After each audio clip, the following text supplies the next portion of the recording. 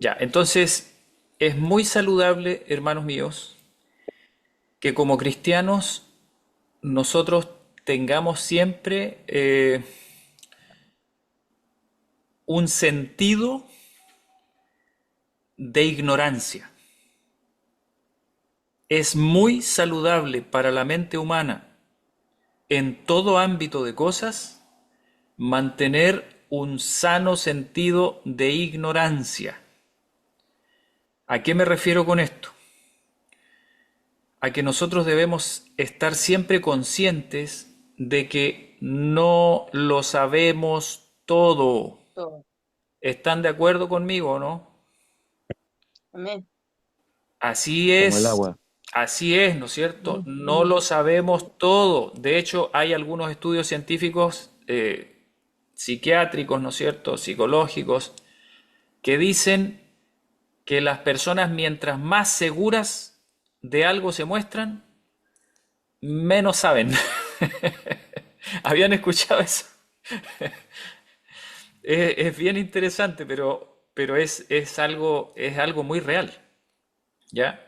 Hay una relación directa entre la actitud de yo sé con, con la información correcta, ¿ya?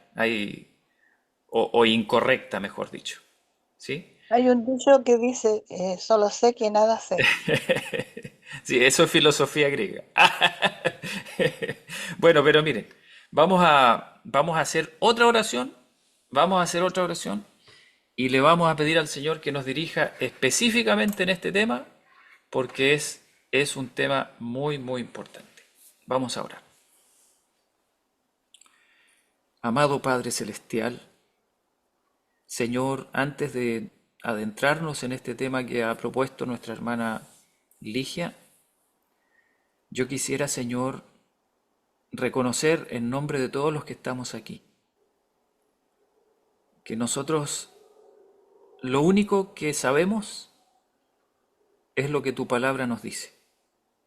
Eso es lo único que tenemos por seguro y hasta donde lo logramos entender también. Tú sabes, Señor, cómo es nuestra condición, cómo es nuestra mente. Tú sabes cómo estamos rodeados de engaños. Nuestra mente está limitada, no solo por el pecado, sino porque tampoco lo sabemos todo, no tenemos una mente divina.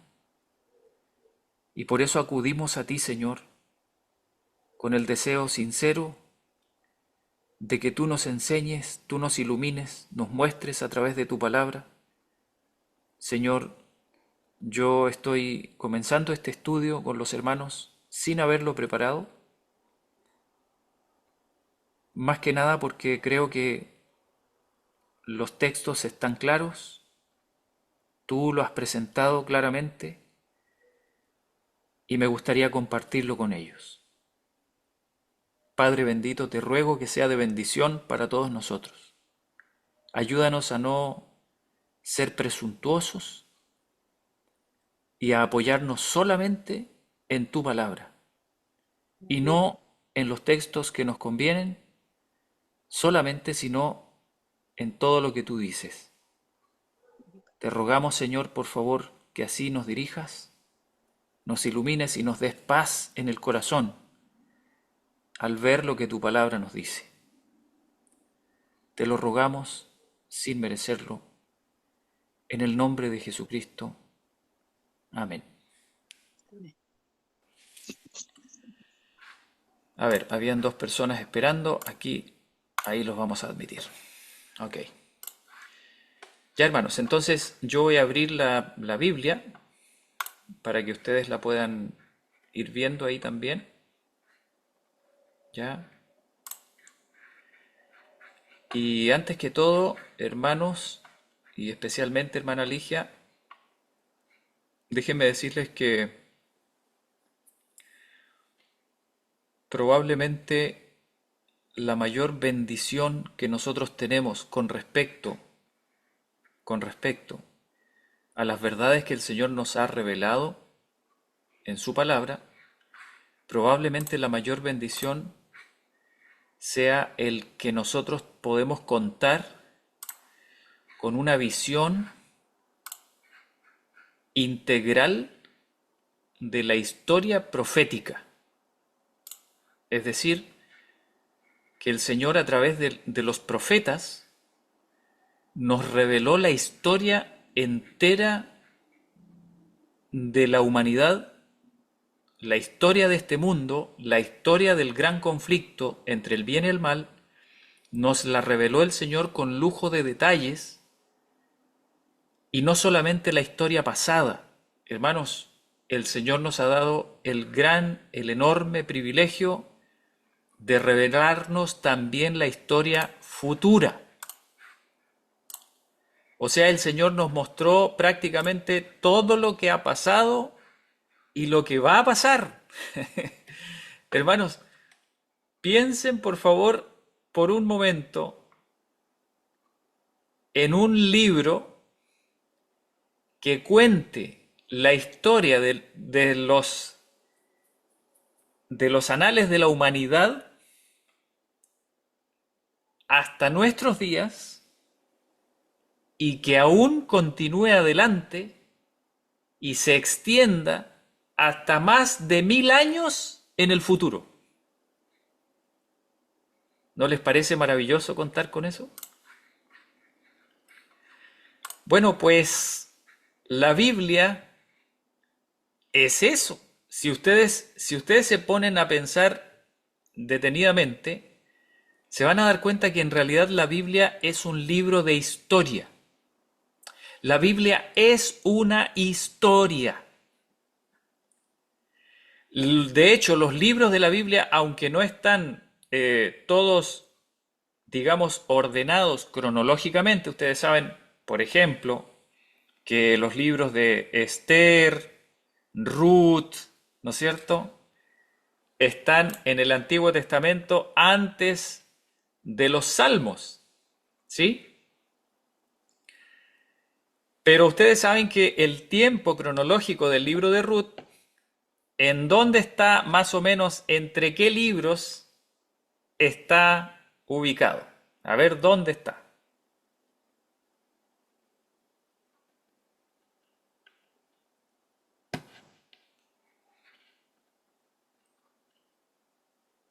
Debería estar por Samuel en realidad. Está, ¿cuándo? Debería estar por la altura de los libros de Samuel, pensando Más o en, menos, sí, ¿verdad? pensando en que, claro, en que el esposo que fue Boaz de Ruth fue el Eso. padre. Exacto, ahí uno va calculando en eso. Un poco antes, ¿no es cierto? Un poco antes de Samuel. Ahora, miren, piensen ustedes por un momento, después viene un libro que se llama Esdras, Nehemías.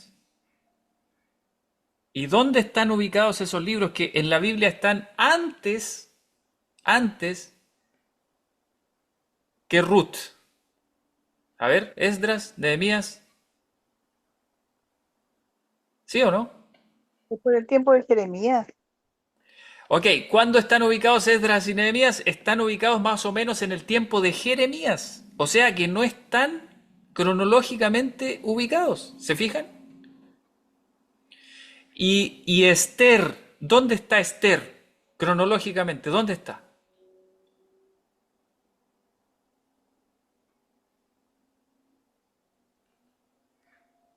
Mm.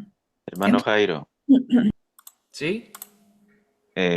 Jueces y Reyes está escrito entre 1200 y 930 antes de Cristo, Ajá. ya, más o menos. Al final de los jueces, más o menos está ubicada Ruth. ¿Sí? Sí, Ya. Pero ¿dónde está Esther? Y eso que están juntos, los dos libros. sí, ¿Dónde pero está? cronológicamente hay una separación, ya. Exacto. 538 a 400 antes de Cristo, ya. Ya. Esdras, Nehemías y Esther, más o menos. Ageo, Zacarías y Malaquías. Esther, hermanos míos, está ubicada más o menos en el tiempo de Daniel, un poquito después, probablemente. ¿Ya? Entonces, hermanos míos, miren, aunque esos libros están así como entre comillas fuera de lugar cronológicamente, sin embargo, la gran mayoría de los libros de la Biblia forman una historia cronológica. Y cuando ustedes leen la Biblia cronológicamente, ustedes se van a dar cuenta de que la Biblia es la historia del gran conflicto entre Dios y Satanás desde el punto de vista del pueblo de Dios.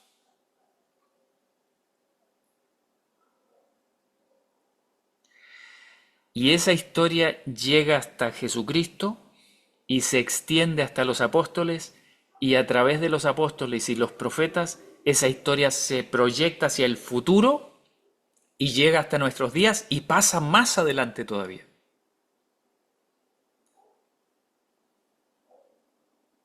Y llega hasta nuestros tiempos, y en nuestros tiempos, hace casi 200 años, el Señor levanta a una profeta. Y a través de esa profeta, el Señor nos da otra vez la historia, la misma historia que está en la Biblia, pero nos la amplía, como que le pone una lupa. Y la ordena cronológicamente, toda cronológicamente. Y a eso nosotros lo conocemos como la serie del gran conflicto. Ustedes saben, ¿no es cierto? Los libros de Patriarcas y Profetas, Profetas y Reyes, El deseado de todas las gentes, Los Hechos de los Apóstoles y El conflicto de los siglos. ¿Verdad? Ahora miren, gracias a que el Señor a nosotros nos dio un cuadro muy detallado de lo que es la historia del mundo, entonces nosotros como adventistas tenemos clarísimo, clarísimo cuáles son los eventos, el orden de los eventos que tienen que suceder desde nuestros días hacia adelante. Entonces, no crea, hermana Ligia, que me olvidé del tema. Ahora yo les voy a hacer preguntas y ustedes me van a responder. Pregunto, ¿cómo se llama el periodo de tiempo que nosotros estamos viviendo ahora, en este momento? ¿Cómo se llama este periodo de tiempo? El tiempo del fin.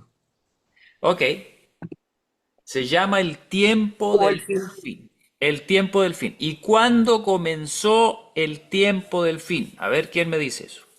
En 1840. 1798. 1844. Ya, ya, ahí tenemos que hacer una, un ajuste de detalles, ¿ya? Un ajuste de detalles. Miren, nos vamos a ir rápidamente a Daniel. Daniel, capítulo 11, y vamos a ver dónde comienza el tiempo del fin. Miren lo que dice Daniel 11, versículo 40. Daniel 11, versículo 40. Dice Daniel 11 en el versículo 40. ¿Qué dice aquí? A ver, lo voy a poner en otra versión que ustedes conozcan mejor. A ver. A ver. Esta. ¿Cómo dice esta versión? ¿Qué dice aquí? Bueno, aquí me parece que le faltó una cosita, pero a ver si encuentro otra que lo diga claramente. A ver. Lo leo yo de la Reina Valera que tengo yo del año 60. Del año 60, ya, léalo nomás. Yo también la tengo aquí, pero léalo nomás. Pero al cabo del tiempo el rey del Ok, sur contenderá ok, con él. ahí. Eso. esa frase que usted leyó que dice al cabo del tiempo, se traduce también en otras versiones. Miren lo que dice, al tiempo del fin. Aquí está mal escrito, ¿ya? Hay un error tipográfico nomás, pero aquí dice y al tiempo del fin o en el tiempo del fin, ¿ya? De aquí salió, hermanos míos, la frase que le da el nombre al tiempo que nosotros estamos viviendo, ¿ya? Al tiempo del fin. Bueno, ¿qué nos dice el conflicto de los siglos con respecto al tiempo del fin? En el conflicto de los siglos se nos dice que en el tiempo del fin se iba a levantar un reino que iba a guerrear contra otro reino. Y cuando habla de eso, se está refiriendo a la Revolución Francesa. ¿Ok? A la Revolución Francesa. Y ahí Elena de White tiene un capítulo, ¿no es cierto?, que trata sobre ese tema y habla sobre la Revolución Francesa. Es cierto que ella escribió muy poco acerca de Daniel 11, pero en los pocos textos que ella escribió acerca de Daniel 11, así como abiertamente, ella habla de la Revolución Francesa en los términos del rey del sur, o de otro nombre que se le llama al rey del sur, que es el reino de Egipto y Sodoma, ¿ya? Ok, hermanos míos, la Revolución Francesa tuvo lugar a fines de los años 1700.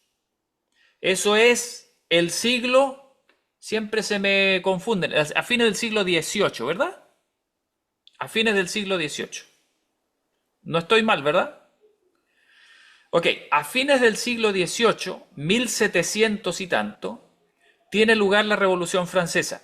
Y específicamente en el año 1798, ¿qué pasó en el año 1798? A ver, ¿quién me lo recuerda?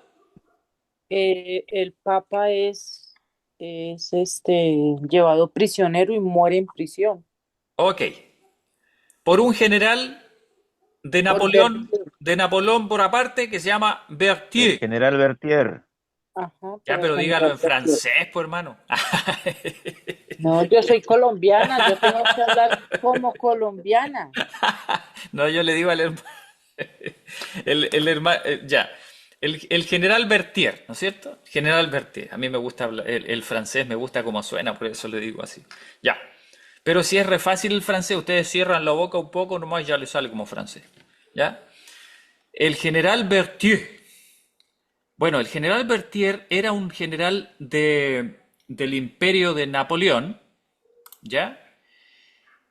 Que le dio un golpe mortal a lo que nosotros conocemos como la bestia que surge del mar. ¿Ya? Eso nos hace referencia a Apocalipsis 13. Y esa bestia nosotros sabemos que es el papado, ¿verdad? Bueno, pues en Daniel 11, esa bestia aparece con el nombre del rey del norte. ¿Ya? El rey del norte. El rey del norte, el papado, en el tiempo del fin, viene el rey del sur y se enfrenta con el papado, con el rey del norte, y la palabra que aquí se usa para enfrentará es una palabra que describe un choque frontal así, pero a muerte, ¿ok? Que parece que uno de los dos se va a morir.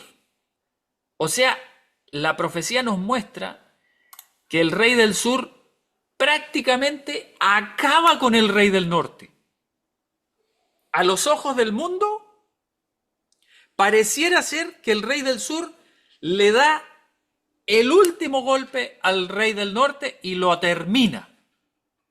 Bueno, pues la historia nos dice que así sucedió. El rey del sur, que no es el tema que estamos estudiando ahora, pero en pocas palabras, en ese tiempo está representado por Francia, por la Francia atea revolucionaria, ¿ya? Que es el mismo espíritu que gobernaba en el corazón del faraón de Egipto. Por eso la hermana White a la Francia revolucionaria le llama Egipto y Sodoma. ¿Ok? Entonces, esa Francia revolucionaria que representa un reino que no honra a Dios, no cree en Dios y además se burla de sus leyes, ese reino se levanta y se enfrenta de golpe contra el rey del norte, que es el papado. Según Daniel 11:40, ese golpe, ese enfrentamiento, es lo que le da inicio al tiempo del fin. ¿Ok? Y eso sucedió ¿en qué año? En el año 1798. Así es que es cierto que 1844 también es el tiempo del fin, pero el tiempo del fin no comienza en 1844, comienza en 1798.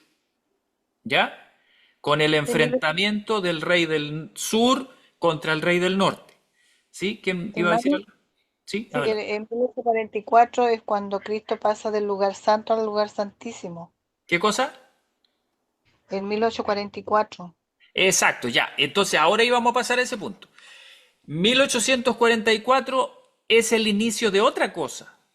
El tiempo del fin comienza en 1798, pero en 1844 comienza otro periodo que está dentro del tiempo del fin. ¿Cómo se llama ese periodo que comienza en 1844?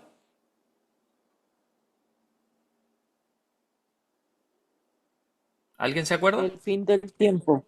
No, Comienza el juicio no, el fin del tiempo ya dijimos que comienza en 1798. del juicio El investigador. juicio. Exactamente, es el juicio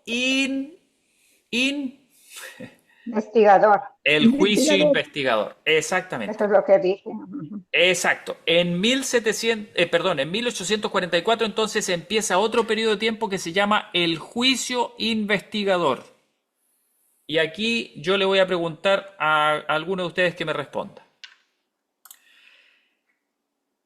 ¿De qué se trata el juicio investigador? En pocas palabras. ¿De qué se trata? ¿Qué es ese juicio investigador? ¿De qué se trata? Donde estamos siendo juzgados por nuestros pecados y donde tiene que estar ya definido ya quién está santificado, limpiado por la sangre de Cristo y quién no. ¿Ok?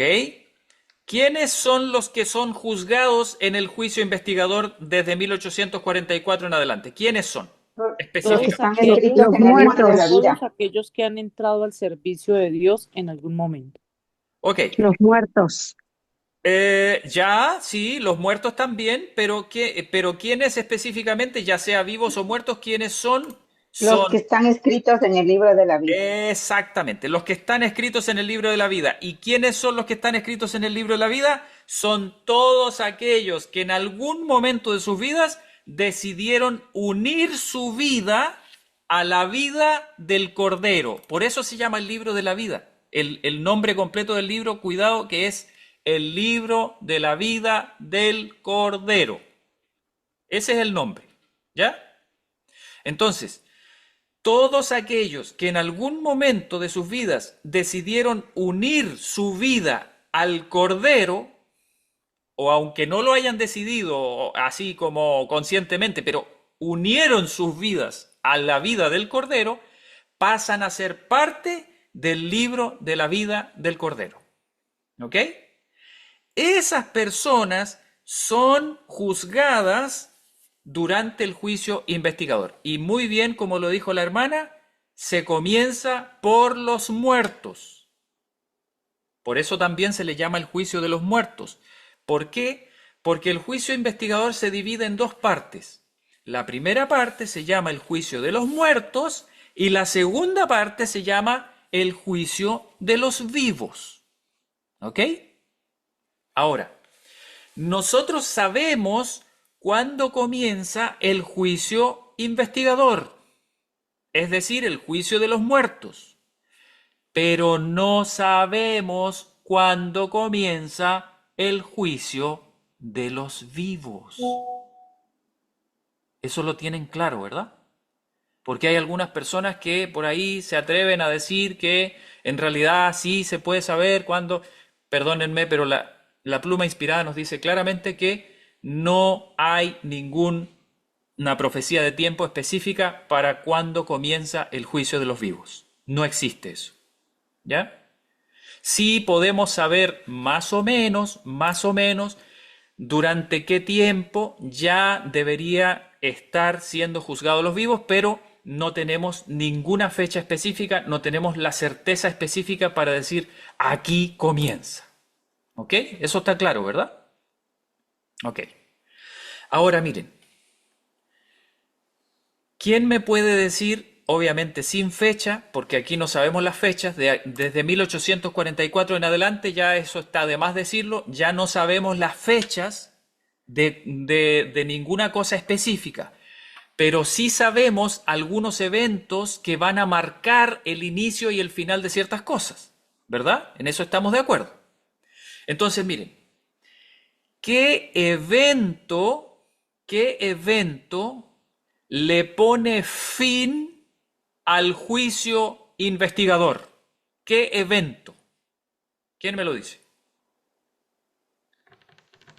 La ley dominical. ¿Qué ley dominical? De los Estados Unidos. Ya, eso está un poco más complicado. Hermanos míos, No, hay... hermano, ¿no será la segunda venida de Jesús? No. No. ¿Por qué? Miren, ¿por qué? La Escritura nos habla de que hay un momento en que se termina el tiempo El de tiempo de la gracia. gracia. Se termina. El tiempo de la gracia coincide con el final del juicio investigador.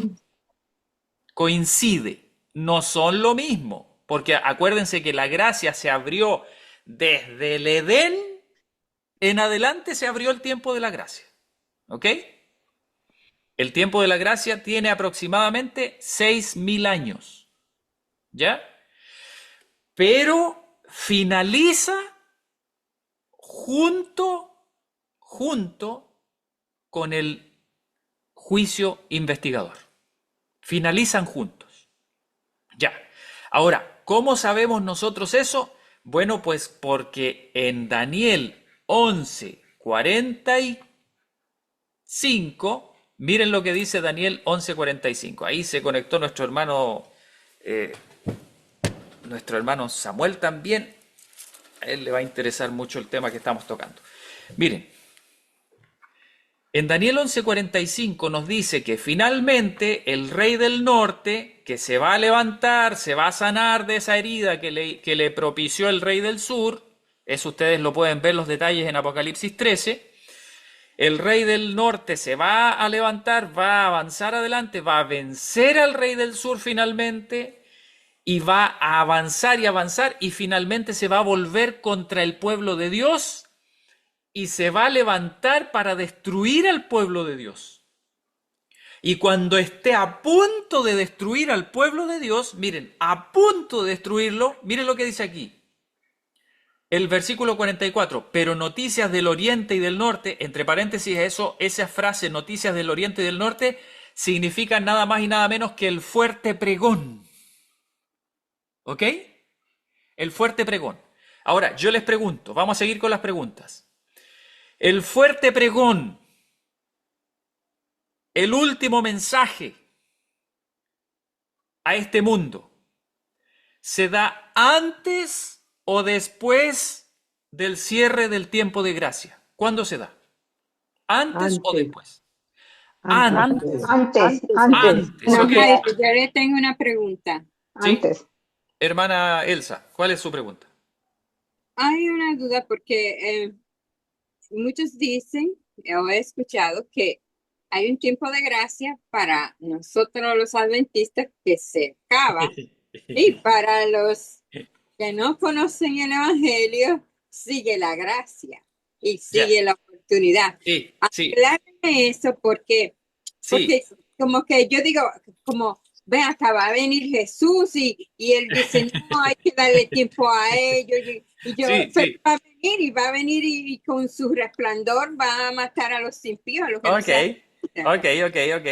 Hermana Elsa, entendí perfectamente su pregunta. Mire, como estamos tratando de responder la otra pregunta, que no crean que me he olvidado la pregunta, pero después se van a dar cuenta por qué es tan importante todo lo que hemos estado viendo. Como estamos tratando de responder esa pregunta que hizo la hermana Ligia, entonces no vamos a poder ver todos los detalles de la profecía. Yo sé que cuando uno empieza a estudiar profecía dan ganas de seguir y seguir y seguir y seguir, pero tenemos que cortar esto, po. Si no vamos a estar hasta la medianoche aquí. Entonces, miren, lo único que le voy a decir, hermana Elsa, para que no se quede ahí con las dudas, ¿no es cierto? Lo que le voy a decir es que sí, sí, yo creo que la escritura nos da a entender de que el tiempo de gracia no termina exactamente en el mismo momento para todos, ¿ok? No termina para todos juntos. Hay algunas personas que tuvieron mucha luz cuyo tiempo de gracia se va a cerrar antes, no porque Dios lo cierre, no porque Dios le ponga, digamos, una puerta cerrada, no, sino porque esas propias personas se cerraron ese tiempo para ellos mismos, ¿ya? ¿Ok? Pero tanto el cierre de esas personas como del resto de las personas que no conocían la verdad, se va a cerrar en el momento que vamos a ver ahora. Miren. Estamos en el fuerte pregón. Todavía estamos en el tiempo de gracia. Obviamente, porque si no, ¿para qué se va a predicar el fuerte pregón, verdad? ¿Para qué se va a predicar? Estamos en el tiempo de gracia. Dice que esas noticias, es decir, el fuerte pregón, es decir, la predicación del mensaje del tercer ángel, van a estremecer al rey del norte.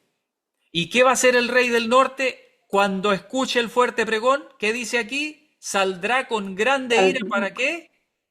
Para matar y a muchos. Destruir y matar a muchos. Exactamente, para matar para destruir y matar a muchos. Esto, hermanos míos, tiene un nombre. Esto se llama el decreto de muerte. Muerte. ¿Ok? Esto se llama el decreto de muerte. Hermanos míos, la pluma inspirada nos dice que cuando cuando el mundo decrete la muerte de los observadores de los mandamientos de Dios, entonces Dios va a decir, basta, basta, se acabó. Esa es la gota que rebalsa el vaso. Ese es el límite que los hombres no pueden pasar. Cuando el mundo, haciendo caso omiso de las leyes y los mandamientos de Dios, erige sus propios mandamientos y ahora los usa para matar a los hijos de Dios y borrarlos de la faz de la tierra, entonces el cielo se pone de pie y dicen, basta, hasta aquí lo permitimos. Y entonces dice que ese rey del norte plantará los tabernáculos de su palacio entre los mares y el monte glorioso del santuario, o sea, se va a preparar para dar su zarpazo final. Y dice, sin embargo, ¿qué dice aquí? Vendrá a su fin. O sea, va a llegar el fin de él y no habrá quien le ayude. ¿Y cuál es el siguiente paso? Miren lo que dice el capítulo 12. Miren lo que dice aquí. Y en aquel tiempo, exactamente en ese tiempo, ¿qué va a hacer Miguel? ¿Qué dice ahí que va a Va a hacer? levantar. Se va a levantar. ¿Y quién es Miguel? Jesucristo. Jesús. Miguel, muy bien, es Jesús, es quien es como Dios. Hermana Elsa, El gran príncipe está en parte de los hijos. hermana Elsa, dígame. Eh, los obreros de la hora décima van junto con el fuerte pregón. Exactamente, Ok. exactamente. Eso lo podemos estudiar en otro momento, pero por ahora lo vamos a dejar ahí, pero es el fuerte pregón, ¿ok? El fuerte pregón es el último mensaje, es el mensaje que cierra el tiempo de gracia. Los que escuchan el fuerte pregón se deciden, y finalmente algunos entran al final, así como se dice en Chile, de guatita, ¿sí? Arrastrándose, entran en el reino de los cielos y se cierra el tiempo de gracia. Se cierra. ¿Qué es lo que pasa cuando se cierra el tiempo de gracia? Miguel, Jesucristo, el gran príncipe que está por los hijos de su pueblo, se levanta, se levanta. ¿Y dónde estaba Miguel? ¿Qué es lo que estaba haciendo Jesús hasta ese momento? ¿Cómo se llamaba el periodo de tiempo que estábamos metidos? ¿Cómo se llamaba? Juicio investigador. Se llamaba el juicio investigador. Ok. Y en ese juicio investigador, Jesucristo lo que hace es impartir su justicia a todos aquellos que se acercan a Él por fe. Jesucristo les otorga su justicia, les da su perdón, les da su gracia, les da su espíritu para que ellos venzan mientras dura el tiempo de gracia. ¿Ok? Tiempo de gracia es el tiempo de la invitación a la vida eterna que Jesucristo y el Espíritu hacen desde que Adán pecó hasta que se termina el tiempo de gracia junto con el juicio investigador. Se terminan juntos. Cuando se termina el juicio investigador, ¿qué es lo que hace Miguel? Se levanta. Se cambia de ropas. Se cambia de ropas. Y para eso tendríamos que leer todos esos versículos donde dice que él se pone las ropas de venganza, ¿no es cierto? Y etcétera, etcétera. Y se viste de rey, ¿no es cierto? Y recibe la corona, y etcétera, etcétera, etcétera. Jesucristo deja de realizar su ministerio de intercesión. Y Jesucristo dice las siguientes palabras célebres que nosotros conocemos y que creo que las sabemos de memoria, que están en Apocalipsis. Dice,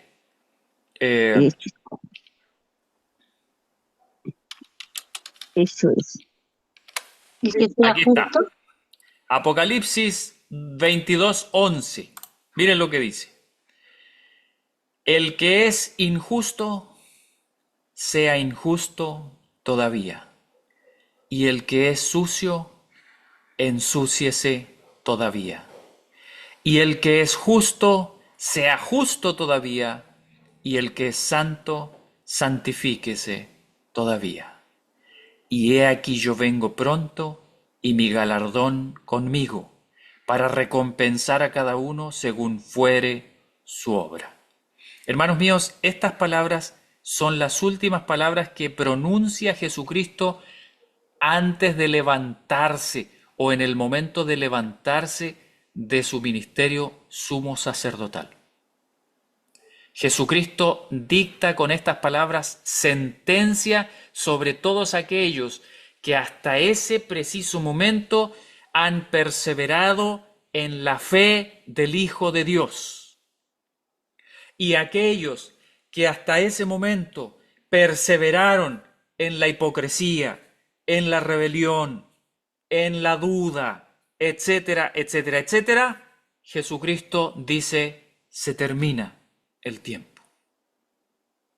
el que hasta aquí ha sido justificado por mi sangre, siga siendo justo. Y el que hasta aquí no ha sido justificado por mi sangre, siga siendo sucio, porque es sucio. Entonces comienza otro periodo de tiempo que nosotros también le tenemos nombre.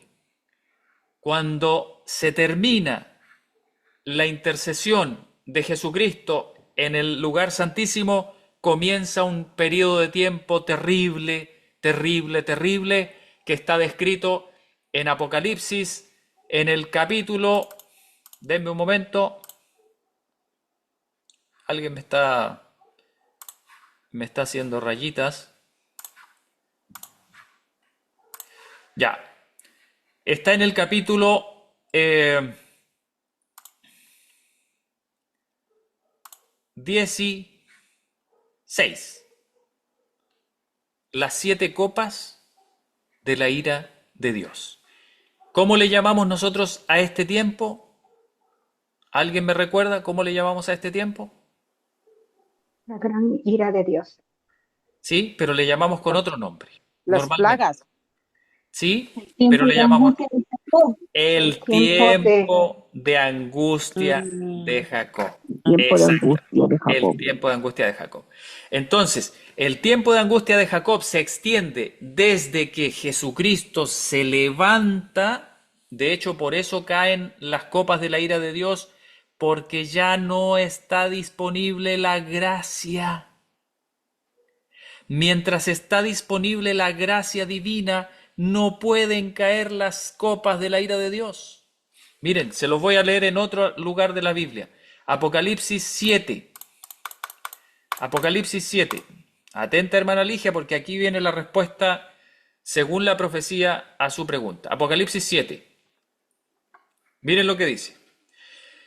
Y después de estas cosas vi 4 ángeles en pie sobre los 4 ángulos de la tierra, deteniendo los 4 vientos de la tierra para que no soplase viento sobre la tierra, ni sobre el mar, ni sobre ningún árbol. Y mire lo que aparece ahora. Y vi otro ángel que subía de donde nace el sol. Miren lo que dice. Teniendo el sello del Dios viviente. Y clamó con gran voz a los 4 ángeles, a los cuales era dado hacer daño a la tierra y al mar, diciendo: no hagáis daño a la tierra, ni al mar, ni a los árboles, hasta que hayamos sellado a los siervos de nuestro Dios en sus frentes. Entonces, ¿cuándo tienen permiso recién los ángeles para hacerle daño a la tierra? ¿Cuándo tienen permiso? Cuando Jesús salga del lugar santísimo. Cuando hayan sido sellados los siervos del Dios viviente. ¿Ok? Y ya no hay intercesor. Ese detalle todavía no lo hemos visto, pero lo importante es que hay un momento en adelante desde el cual los ángeles pueden actuar. Atrás de eso no pueden actuar los ángeles. ¿Ok? Lo que tenemos que tener claro es que hasta que sean sellados los siervos de Dios en sus frentes, no puede comenzar las plagas. Eso lo tenemos claro, ¿verdad? Eso lo tenemos claro. Eso es lo más importante. Entonces, sabiendo que comenzaron las plagas, nosotros ya sabremos que se terminó el tiempo de gracia. ¿Estamos claros con eso? Ok. Entonces, aquí tenemos que pasar a un punto bien importante. Hermana Ligia, ¿se acuerda usted cuando yo le he mostrado varias veces una cita donde dice ¿qué es la gracia de Dios? ¿Se acuerda usted de eso o no? Miren, se las voy a mostrar otra vez. A ver, aquí está. Ya. Esta cita se encuentra en Palabras de Vida del Gran Maestro, la página 215. Mire lo que dice Palabras de Vida del Gran Maestro, página 215. Dice, miren, apréndanse esta cita porque esta cita es cortita, se puede aprender de memoria. Miren lo que dice. Aprender de Cristo significa recibir su gracia, la cual es su carácter. ¿Les gustó la cita? Por favor, repetirla, por favor. Sí, la repito. Palabras de vida del Hermosa. Palabras de Vida del Gran Maestro, página 215. Esta cita, hermanos, nos dice literalmente Hermano. qué es la gracia de Cristo. ¿Sí? Dígame. Teresa, hermano Julio, me hace un favor. Hermano Jairo, ¿Sí? Dígame. ¿usted no podría colocarla ahí en la pantalla para tomarle un fotico? Que me Sí, parece la voy interesante. a poner en la pantalla, solo que se va a ver pequeñita a lo mejor. A ver, deme un momento. La voy a Gracias, poner, hermano. la voy a poner en la pantalla. Aquí tengo varias citas que hablan de lo mismo, pero si las pongo todas no vamos a terminar nunca. Pero ya miren, aquí está la cita. No sé si se alcanza a ver, está muy pequeñito. Ahí, sáquenle la foto más por mientras, a ver si es que algo se alcanza a ver. Ya, Léala, hermano. leo entonces por mientras. Dice, aprender de Cristo significa recibir su gracia, la cual es su carácter. Entonces, hermanos míos, cuando ustedes piensen gracia de Dios, ¿en qué van a pensar? El carácter. ¿El carácter de quién? Y aprender de Cristo. El carácter de Cristo, el carácter de Cristo. Hermanos míos, por eso se llama el tiempo de gracia. Cuando la Biblia dice que somos salvos por gracia, lo que está diciendo la Biblia es que nosotros somos salvos por el carácter de Cristo que nos es concedido. Amén. Usted no va a entrar en el cielo con otro carácter. Usted no va a salvarse de sus pecados por sus propios esfuerzos. Usted va a ser salvo del pecado y de la muerte por el carácter precioso del Señor Jesucristo, que usted recibe por la fe. Y Jesucristo se lo imparte a usted gratuitamente mientras dura el tiempo de gracia y usted lo busca con fe y en oración.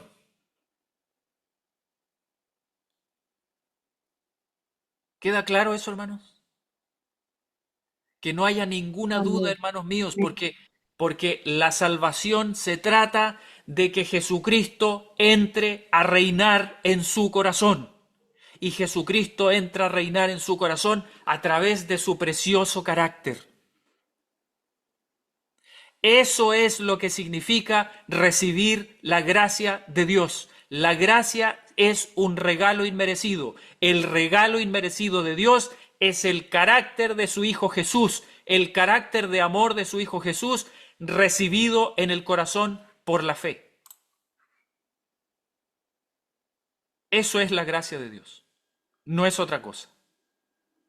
Algunas personas dicen, no, es el Espíritu Santo. Hermanos míos, sí, es cierto, el Espíritu Santo es parte del don gratuito, pero el Espíritu Santo tiene un trabajo que hacer. ¿Cuál es el trabajo del Espíritu Santo? Yo tengo citas que hablan de eso. De hecho, aquí mismo están al final. No las vamos a leer todas, pero hermanos, en pocas palabras, el trabajo del Espíritu Santo no es otro que transcribir el carácter perfecto de Cristo a nuestro propio carácter. Eso es el trabajo del Espíritu Santo. El Espíritu Santo está cada día con nosotros, cuidándonos, protegiéndonos, guiando nuestros pensamientos, invitándonos, dándonos circunstancias, haciéndonos vivir cosas que nos lleven a recibir a Cristo en el corazón. Esa es su labor, esa es su obra. Miren lo que dice, Dar gloria a Dios es revelar su carácter en el nuestro y de esta manera hacerlo conocer. Y glorificamos a Dios en cualquier forma en que hagamos conocer al Padre o al Hijo. Mensajes selectos, página 16 de 1800. No, manuscript. Ya no sé qué significa MS, pero ustedes lo pueden buscar, de 1890. Hermanos míos, hay muchas citas. Yo las colecciono, estas citas. Yo las colecciono todas. Se las puedo copiar si quieren en el WhatsApp. Pásela nomás, hermano Jairo. Sí, hermanito, pásenos, por favor. Sí, se las voy a... Estoy publicándolo en mi estado y en el grupo que tengo. Ok, se las voy a pasar. Después se las voy a pasar. Hermanos, miren. A Pijols también. Hermanos, miren. Si ustedes tienen claro, y aquí vamos a hacer la conexión con la pregunta que hizo la hermana Ligia. Si ustedes tienen claro que el tiempo de gracia significa el tiempo durante el cual Jesucristo nos concede su carácter a través de su intercesión, si ustedes tienen claro eso, entonces ustedes van a entender inmediatamente que esa concesión del carácter de Cristo no está disponible indefinidamente. ¿No les parece a ustedes lógico eso? ¿O tienen alguna duda con respecto a eso? Cuando la Biblia dice el fin del tiempo, cuando dice el fin del tiempo, se termina el tiempo. Cuando dice Jesucristo se pone de pie, se para, termina la intercesión. Cuando Jesucristo dice hecho está, listo, se acabó. ¿Qué está diciendo Jesucristo?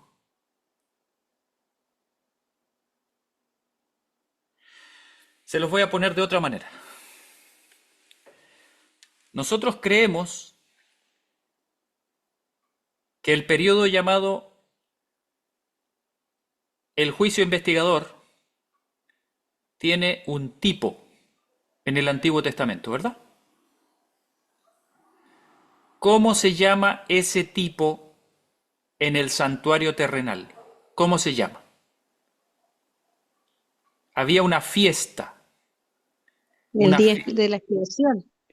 El día de la expiación. Nosotros sabemos como adventistas que desde 1844 en adelante, nosotros estamos viviendo el día de la expiación antitípico, es decir, el verdadero. El día de la expiación que celebraban los judíos en el pasado, en el templo de Jehová, era un símbolo, no era el real, era un símbolo, era para enseñar algo. Recuerden ustedes que todos los servicios del santuario celestial no eran otra cosa que una representación del plan de salvación en símbolos. ¿Ok? Pablo, en la carta a los Hebreos, ustedes lo pueden revisar, él habla ampliamente de esto, ampliamente. Él dice que todo lo que pasaba en el lugar santo era símbolo de aquel tiempo presente, ¿no es cierto?, que estaban viviendo, pero que una vez al año el sumo sacerdote pasaba al lugar santísimo y eso significaba que todavía no estaba abierta la puerta, ¿no es cierto?, para poder ser purificados por completo, porque recuerden ustedes que en el servicio anual, en el servicio diario, ¿qué pasaba con los pecados? ¿Qué pasaba con los pecados que se cometían y que eran llevados simbólicamente a través de la sangre del cabrito, o sea, del corderito? ¿Qué pasaba con esos pecados? ¿Dónde se depositaban? ¿Dónde? En el lienzo que cubría. En el velo, ¿verdad? El velo que separaba el lugar santo del lugar santísimo, ¿verdad? Ok, se depositaban allí. Y todo el año se depositaban allí. ¿Se perdonaba al pecador? Sí, se perdonaba. Pero se depositaban esos pecados allí. ¿Qué significa eso? que aunque el pecador quedaba perdonado, el registro de sus pecados iba siendo depositado en ese lugar. ¿Ok? Ahora, ¿qué sucedía en el día de la expiación? Eran borrados. Se hacía limpieza. ¿De qué manera? ¿De qué manera? Específicamente, ¿qué se hacía con ese velo? ¿Qué se hacía? Se limpiaba milagrosamente. Se quitaba ese velo. Ese velo se quitaba y quedaba abierto el lugar santísimo. ¿Saben lo que significaba eso? Significaba que comenzaba un proceso a través del cual ya no solamente se iba a perdonar al pecador, sino que ahora se iban a quitar definitivamente los pecados del registro. Y cuando terminaba el sumo sacerdote de hacer su confesión de los pecados simbólicamente, ¿no es cierto?, en el lugar santísimo, es decir, simbólicamente terminaba la obra que Jesucristo está haciendo ahora en el santuario celestial, en el lugar santísimo, terminaba su intercesión. ¿Qué hacía el sumo sacerdote? Simbólicamente, ese sumo sacerdote ahora salía del lugar santísimo. ¿Y qué es lo que hacía simbólicamente con esos pecados? Los ponía en la cabeza del macho cabrío. Del macho cabrío que se llamaba Azazel. ¿Se acuerdan? Sí.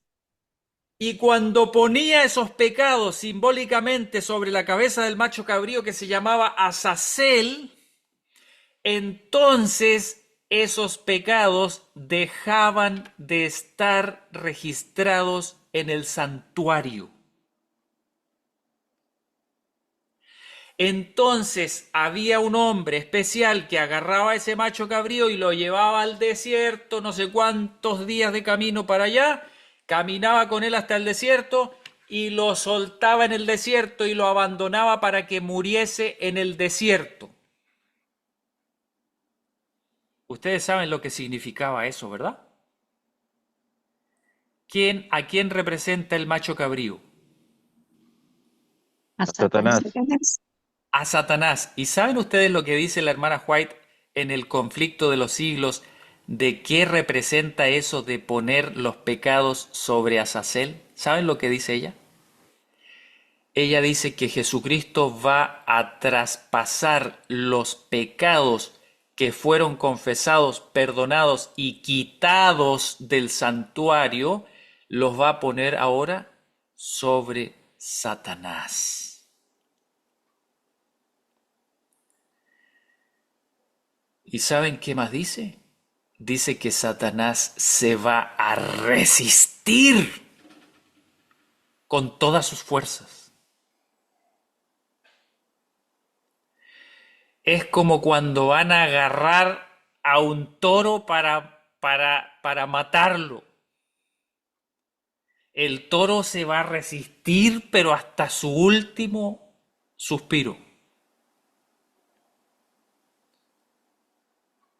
Y saben ustedes que finalmente esos pecados van a ser quitados del registro del santuario. ¿En qué momento son quitados esos pecados? En el momento en que Jesucristo se pone de pie, se para del lugar santísimo y Jesucristo dice: hecho está, listo, está terminado.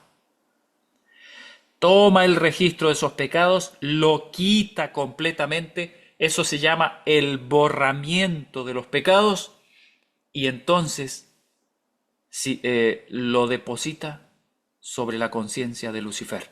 ¿Por qué? Porque es él el que en última instancia indujo a los seres humanos a cometer todos esos pecados. Hermanos míos, ¿cómo se llama el libro donde se registran los pecados? libro de la ¿De la vida? muerte.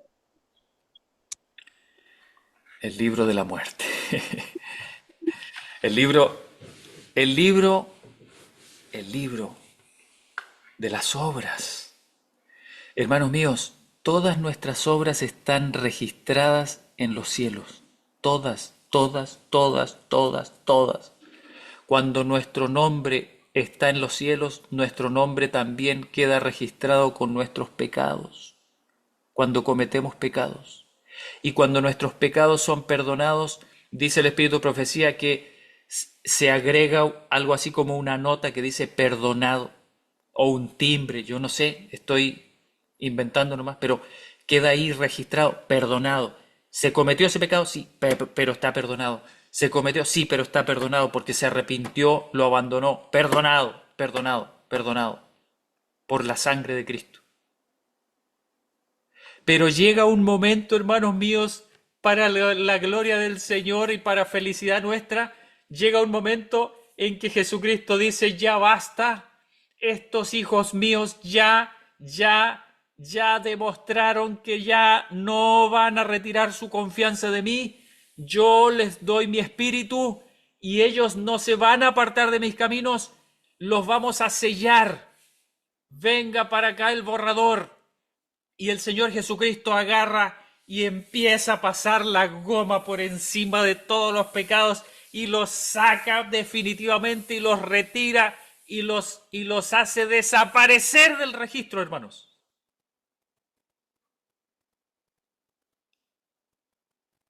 ¿No les causa felicidad eso, hermanos? Amén. ¿Ustedes quieren que esos pecados queden registrados por eternamente y para siempre? No. ¿Ustedes creen que una persona que cometió hechos vergonzosos y terribles y de los cuales él mismo no quiere volver a acordarse nunca más, ustedes creen que esa persona sería feliz eternamente y para siempre, que todo el mundo supiese lo que hizo y él mismo refregándose en la cara siempre todo lo que hizo mientras estuvo en la tierra? Alguien podrá decir, bueno, pero es que los pecados son los pecados. ¿Y ustedes creen que al cielo no va a llegar ningún violador? ¿Ustedes creen que en el cielo no va a entrar nadie que se haya arrepentido de haber sido un asesino en serie?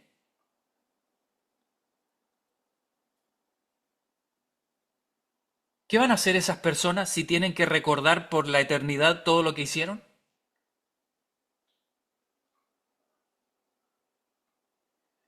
Hermanos míos, el conflicto de los siglos dice claramente que en el tiempo de angustia el Señor borrará los pecados y Satanás tratará de recordárselos, pero ellos no lo podrán recordar. Van a tener un profundo sentido de su indignidad, pero no podrán recordar sus pecados.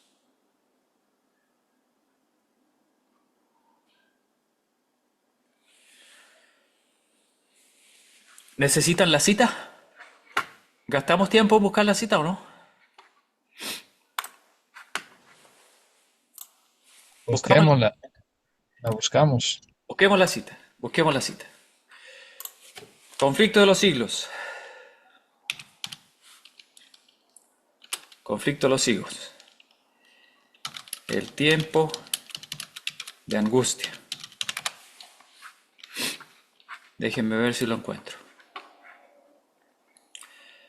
El conflicto de los siglos. El conflicto de los siglos. Aquí estamos. Conflicto de los siglos. El tiempo de angustia. Página 599 según esta versión. Y a ver si encuentro esta cita que siempre se me resiste a encontrarla, pero la voy a encontrar.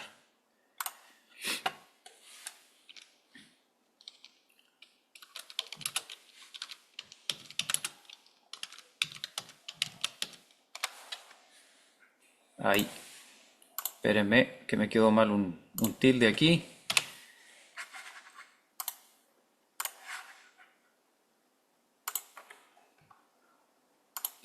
momento.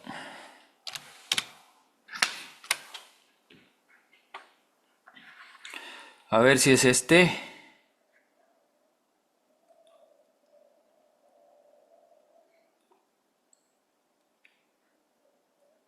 El conflicto de los siglos, 500.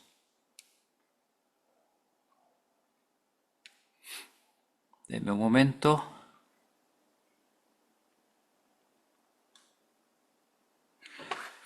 Ya, porque si no lo voy a tener que buscar de esta manera. Denme un momento.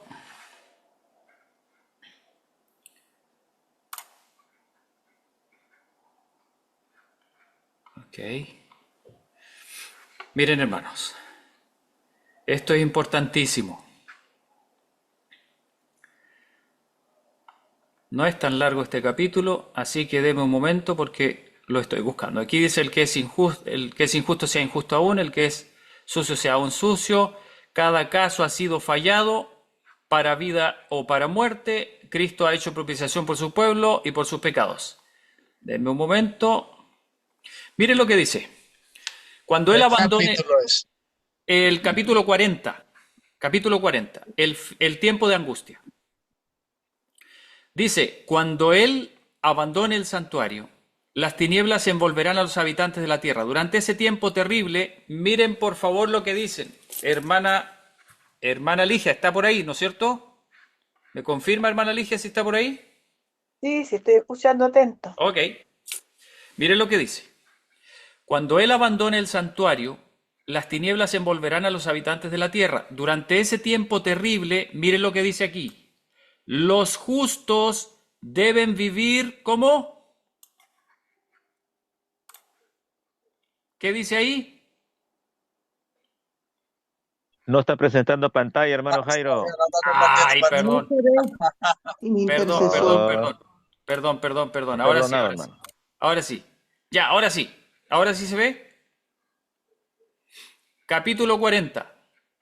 Sí, El tiempo de angustia. Dice, cuando él abandone el santuario, las tinieblas envolverán a los habitantes de la tierra. Durante ese tiempo terrible, ¿qué dice? Los justos deben vivir ¿cómo? Sin intercesor. Bueno, Sin intercesor. Pero esos son los 144.000. No, dice los justos. Los justos es una palabra que se aplica a todos los que han recibido la justicia de Cristo. Y que estén vivos, obviamente. Obviamente, ¿no es cierto? Miren lo que dice. Los justos deben vivir sin intercesor a la vista del santo Dios.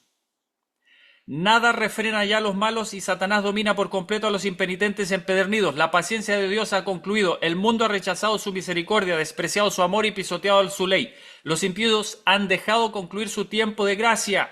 ¿Se fijan que se terminó el tiempo de gracia? Dice, el Espíritu de Dios al que se opusieron obstinadamente acabó por apartarse de ellos. O sea, ya no está el Espíritu Santo tratando de impartirles el carácter de Cristo a las personas.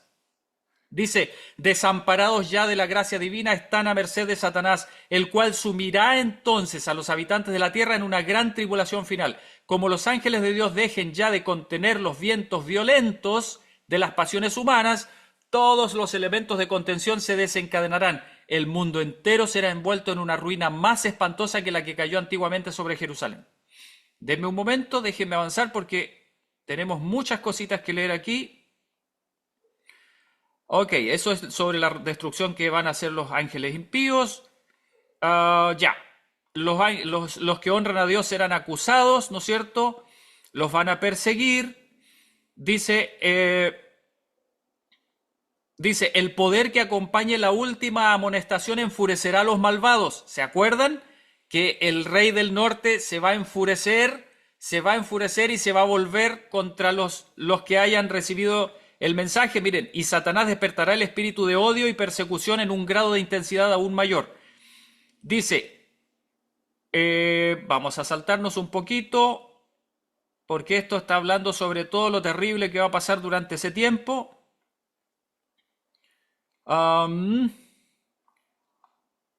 Esto es importante, miren. Dice, los servicios del templo seguían su curso. En el tiempo del pasado, en el templo de Jerusalén, dice, se ofrecían sacrificios en los altares profanados y cada día se invocaba la bendición divina sobre un pueblo culpable de la sangre del Hijo amado de Dios y que trataba de matar a sus ministros y apóstoles. Así también, cuando la decisión irrevocable del santuario haya sido pronunciada en el destino del mundo, haya sido determinado para siempre, mire lo que dice aquí. Los habitantes de la tierra no lo sabrán. No va a haber nada, hermanos, nada que a nosotros nos diga, terminó el juicio. No va a haber nada. Cuando veamos las plagas caer, recién vamos a saber que ya estamos en pleno tiempo de angustia. Dice, las formas de la religión seguirán en vigor entre las muchedumbres en medio de las cuales el Espíritu de Dios se habrá retirado finalmente, y el celo satánico con el cual el príncipe del mal ha de inspirarlas para que cumplan sus crueles designios se asemejará al celo por Dios. Miren, van a ser personas fieles, pero a un espíritu que no es de Dios. Vamos a seguir, aquí habla sobre el sábado, sobre lo que va a suceder cuando se ponga en el medio el asunto del sábado. Denme un momento. Dice, el pueblo de Dios se verá entonces sumido en las escenas de aflicción y angustia descritas por el profeta y llamadas del tiempo de la apretura de Jacob. Porque así ha dicho Jehová, hemos oído voz de temblor, de espanto y no de paz. Hanse tornado pálidos todos los rostros. Entonces este tiempo es el que se llama tiempo de angustia para Jacob, mas de ella será librado. Vamos a seguir, y aquí viene lo más importante. Miren. Dice que Jacob estuvo muchos años en el destierro, se puso en camino por mandato de Dios, se fue a encontrar con su hermano Esaú, ¿no es cierto?, que venía a vengarse de él. Se iba a encontrar con ese terrible problema, y mire lo que dice ahora. Su única esperanza se cifraba en la misericordia de Dios, su único amparo debía ser la oración. Sin embargo, y mire lo que dice, hizo cuanto estuvo de su parte para dar reparación a su hermano por el agravio que le había inferido y para evitar el peligro que le amenazaba. Mire lo que dice, así deberán hacer los discípulos de Cristo al acercarse el tiempo de angustia. Procurar que el mundo los conozca bien, a fin de desarmar los prejuicios y evitar los peligros que amenazan la libertad de conciencia. O sea, el testimonio de los hijos de Dios antes de que llegue el tiempo de angustia tiene que ser perfecto. Miren lo que dice ahora. Después de haber despedido a su familia para que no presenciara su angustia, Jacob permaneció solo para interceder con Dios. Ustedes saben lo que pasó, ¿verdad? Luchó con el ángel y se humilló ante Dios, y entonces, cuando finalmente el ángel viene, lucha con él y Jacob reconoce que está luchando con Dios. Entonces, ahora dice, durante mucho tiempo ha sufrido perplejidades, remordimientos y angustia a causa de su pecado. Ahora debe obtener la seguridad de que ha sido perdonado. Fíjense, esto es un símbolo. Hay una cosa que al pueblo de Dios le muestra que finalmente que ha sido perdonado. Mire lo que dice, visitante celestial parece estar por marcharse, pero Jacob se aferra a él y le pide su bendición. El ángel le insta, suéltame que ya raya el alba, pero el patriarca exclama, no te soltaré hasta que me hayas bendecido. Qué confianza, qué firmeza y qué perseverancia las de Jacob. Si estas palabras le hubiesen sido dictadas por el orgullo y la presunción, Jacob hubiera caído muerto. Pero las que se la inspiraba era más bien la seguridad del que confiesa su flaqueza e indignidad. Sin embargo, confía en la misericordia de un Dios que cumple su pacto. Ojo con esto. En ningún momento los hijos de Dios confían en sus propias obras. Nunca, jamás. Solamente confían en la misericordia de Dios. Pero miren lo que dice ahora. A ver, me voy a saltar porque si no nos vamos a demorar demasiado.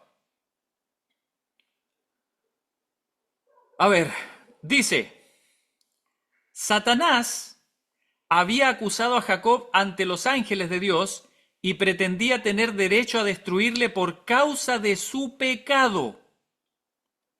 había inducido a Esaú a que marchase contra él, y durante la larga noche de lucha del patriarca, Satanás procuró embargarle con el sentimiento de su culpabilidad para desanimarlo y apartarlo de Dios. Jacob fue casi empujado a la desesperación, pero sabía que sin la ayuda de Dios perecería. Se había arrepentido sinceramente. Miren por favor lo que dice. Se había arrepentido sinceramente de su gran pecado y apelaba a la misericordia de Dios. Hermanos míos, yo les pregunto, ¿ustedes creen que si Jacob hubiese continuado pecando, habría tenido cara para apelar a la misericordia de Dios si no se hubiese arrepentido sinceramente de su gran pecado? Miren lo que dice ahora. No se dejó desviar de su propósito, sino que se adhirió firmemente al ángel e hizo su petición con ardientes clamores de agonía hasta que prevaleció. Así como Satanás influyó en Esaú para que marchase contra Jacob, así también instigará a los malos a que destruyan al pueblo de Dios en el tiempo de angustia. Como acusó a Jacob, acusará también al pueblo de Dios. Sí, Satanás va a presentar nuestros pecados delante de Dios. Dice, cuenta las multitudes del mundo entre sus súbditos, pero la pequeña compañía de los que guardan los mandamientos de Dios se resiste a su pretensión a la supremacía. Si pudiese hacerlos desaparecer de la tierra, su triunfo sería completo. Ve que los ángeles protegen. Miren lo que dice. ¿A quiénes protegen? ¿A quiénes protegen los ángeles? A los que guardan los Los que mandamientos guardan de los Dios. mandamientos. ¿A los que guardan más o menos nomás? Miren lo que dice.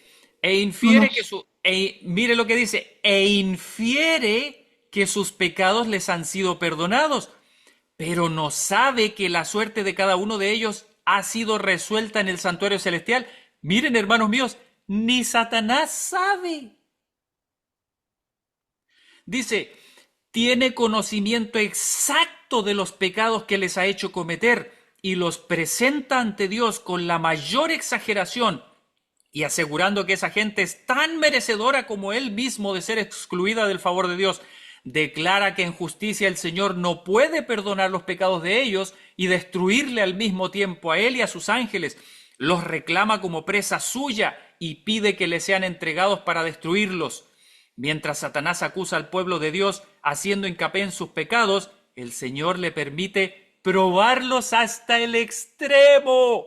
Hermanos míos, fíjense por favor en estas frases.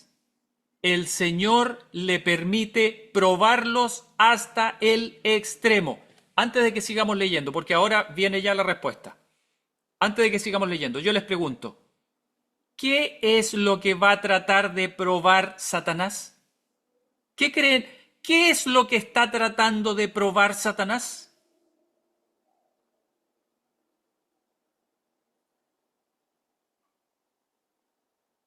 Que Como no merecemos el humano. perdón. La fidelidad. A ver, Nuestro hermanos míos, carácter, nuestra fe. hermanos míos, ¿qué es lo Leales a Dios. y de qué manera demuestran los hijos de Dios que son leales a Dios? ¿De qué manera? A ver, miren, hermanos míos. Obediencia a los 10 mandamientos. Así es, hermanos míos, miren, hay personas que dicen, no, es que lo que pasa es que ellos van a ser fieles a Dios sosteniendo su fe. A ver, y yo les pregunto, ¿y qué es lo que es sostener la fe? Si usted cree que sostener la fe es decir, yo soy cristiano y creo en Cristo, hermanos míos, todo el mundo va a ser cristiano en ese momento. El mundo se va a volver cristiano. ¿Se acuerdan lo que leímos unos párrafos antes donde dice que el celo de la gente del mundo se va a parecer mucho al celo de los hijos de Dios? Miren lo que dice ahora. La confianza de ellos en Dios, su fe y su firmeza serán rigurosamente probadas. O sea, no va a ser probado solo que ellos digan que son cristianos, no. Su firmeza. Mire lo que dice.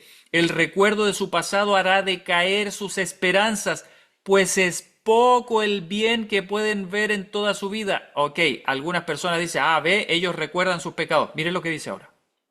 Reconocen plenamente su debilidad e indignidad. Satanás trata de aterrorizarlos con la idea de que su caso es desesperado, de que las manchas de su impureza no serán jamás lavadas. Espera así aniquilar su fe, hacerles ceder a sus tentaciones y alejarlos de Dios. Aun cuando los hijos de Dios se ven rodeados de enemigos que tratan de destruirlos, la angustia que sufren no procede del temor de ser perseguidos a causa de la verdad. Lo que temen es no haberse arrepentido de cada pecado.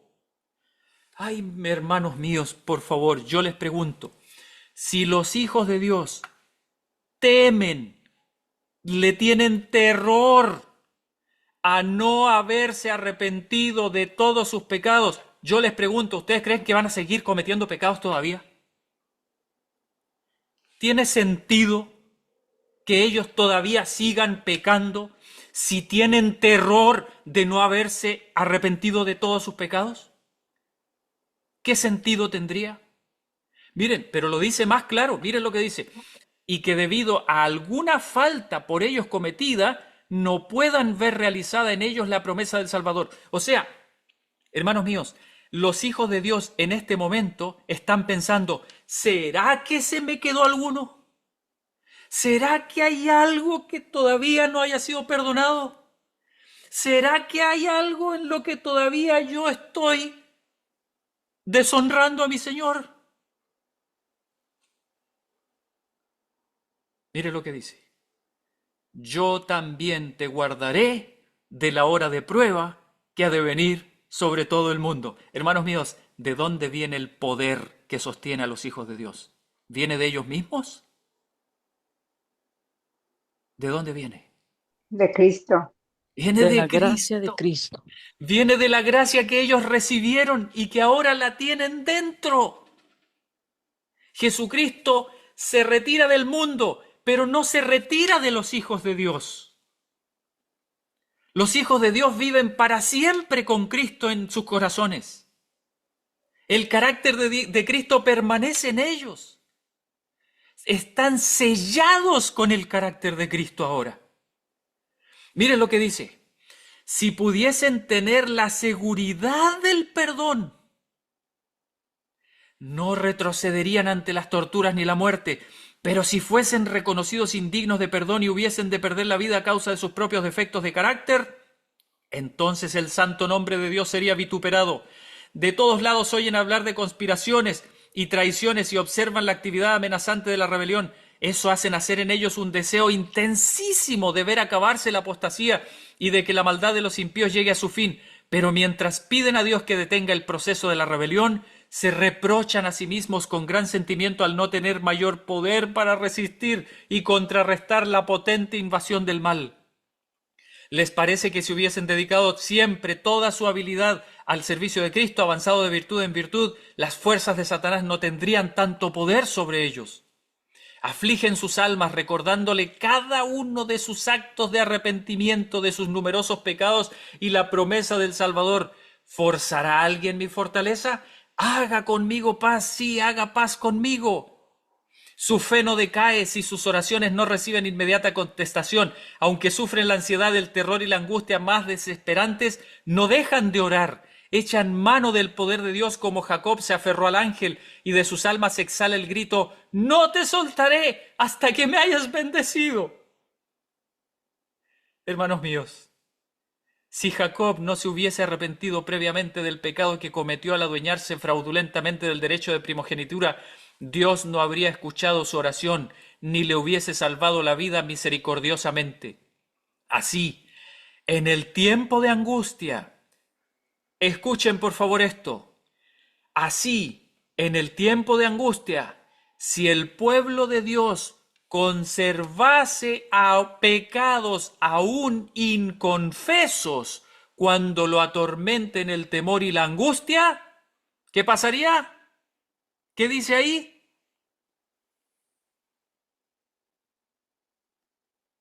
Sería aniquilado. sería aniquilado, hermanos. Hermanos míos, si el pueblo de Dios todavía tuviese pecados inconfesos, tal vez alguien podría decir, ay, pero hermano, inconfesos. Eso no significa que no tuvieran pecados. Hermanos míos, ¿se acuerdan ustedes cómo era que Jesucristo tenía que retirar los pecados de nosotros? ¿En qué periodo era que Él podía cubrir con su sangre nuestros pecados? ¿En qué tiempo era que Él podía poner ahí perdonado? ¿En qué tiempo? La expiación. En el tiempo de gracia, en el tiempo de la intercesión. Entonces, ¿cómo ahora, si el pueblo de Dios siguiera cometiendo todavía pecados en el tiempo de angustia, cómo Jesucristo les podría perdonar esos pecados? Si lo único que está haciendo Satanás es tratando de hacerlos pecar. Pero ya están sellados. Están sellados, no los logra hacer pecar. Hermanos míos, no pecan. No pecan. ¿Quieren escucharlo? Miren lo que dice. La desesperación acabaría con su fe y no podrían tener confianza para rogar a Dios que le librase. O sea, si ellos tuvieran pecados sin confesar, por lo tanto sin perdonar, porque ya Jesucristo ya no está perdonando pecados, entonces ellos no podrían. No podrían tener fe. Dice, pero por muy profundo que sea el sentimiento que tiene de su indignidad, no tiene culpas escondidas que revelar. Sus pecados han sido examinados y borrados en el juicio. ¿Y qué dice al final? Alguien que lo lea, por favor. Y no puede recordarlos. ¿Hay Amén. alguna duda? ¿Hay alguna duda con respecto a eso? Hermanos míos, los hijos de Dios ya no tienen más pecados que mostrarle a Dios. No tienen nada. ¿Por qué no tienen nada? Porque Jesucristo los sacó de los registros. Jesucristo borró esos pecados, los quitó, ya no existen. Ahora están en la mente de Satanás no más, en Azazel.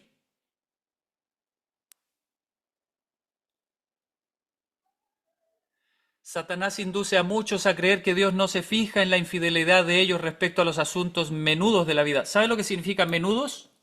Yo he escuchado a algunas personas que han dicho, bueno, está bien, ya, si en el tiempo de angustia los hijos de Dios no van a cometer pecados grandes, pero hermano, hay pecados chiquititos que todos cometemos, a veces pensamos mal, dudamos, tenemos, no sé, se nos pasa algún mal pensamiento por la cabeza y...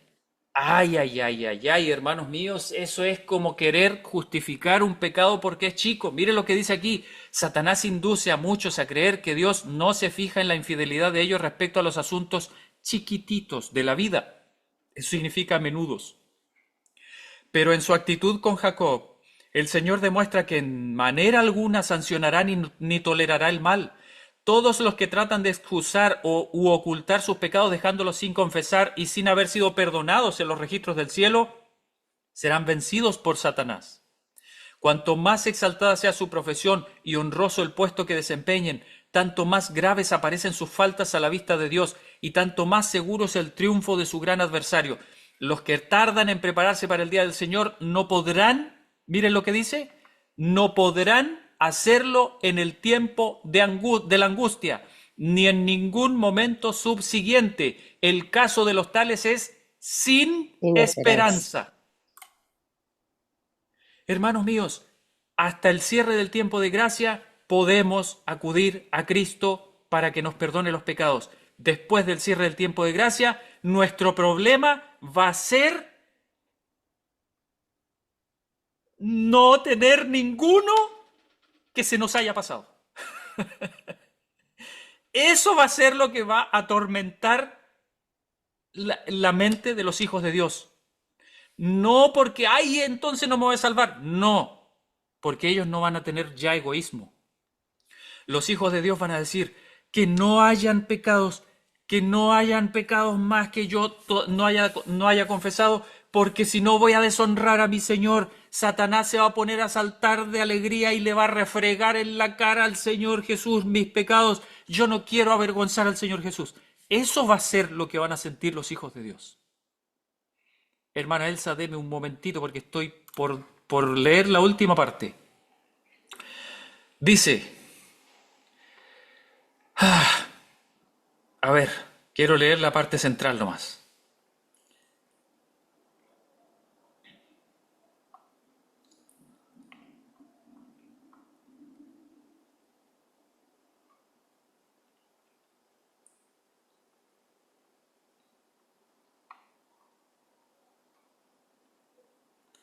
Bueno, esto es precioso, hermanos. Yo les invito a leerse este capítulo completo. Los invito a leerlo completo, pero miren lo que dice aquí.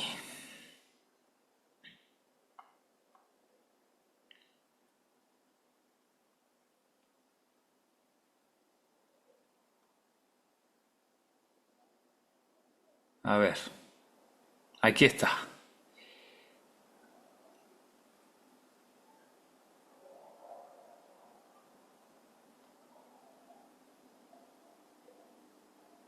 Ok. Me gustaría leerlo todo, pero es muy tarde. Dice, el tiempo de angustia, cual nunca fue desde que hubo gente, se iniciará pronto. Y para entonces necesitaremos tener una experiencia que hoy por hoy no poseemos. Hermanos míos, ¿saben cuál? Y aquí le voy a responder algo bien importante, hermana Ligia, y a todos los demás. ¿Saben cuál es la diferencia entre el que cree la verdad y el perfeccionista? ¿Saben cuál es la diferencia? La diferencia está en que el perfeccionista se cree perfecto. El que cree la verdad no se cree perfecto. El que cree la verdad reconoce que todavía no ha alcanzado esto. El que cree la verdad sabe que para pasar por el tiempo de angustia tendrá que tener el carácter de Cristo sin mancha, pero no se cree perfecto. No se cree perfecto. Mire lo que dice aquí. Deberemos tener una experiencia que hoy por hoy no poseemos y que muchos no pueden lograr debido a su indolencia. Miren lo que dice. Hermanos, esto es el centro de lo que estamos leyendo. Sucede muchas veces que los peligros que se esperan no resultan tan grandes como uno se los había imaginado, pero este no es el caso respecto a la crisis que nos espera. La imaginación más fecunda no alcanza a darse cuenta de la magnitud de tan dolorosa prueba. En aquel tiempo de tribulación, cada alma deberá sostenerse por sí sola ante Dios.